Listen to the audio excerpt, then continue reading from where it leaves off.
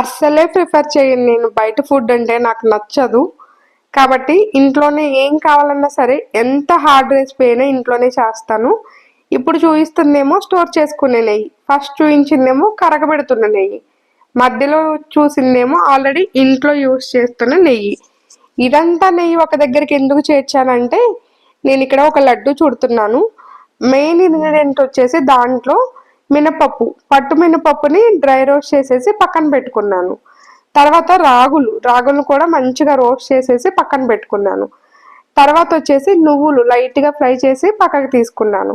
ఎండు కొబ్బరి తురుము, కొంచెం బాదం జీడిపప్పు వేయించి అవి కూడా దీంట్లోనే కలిపేశాను.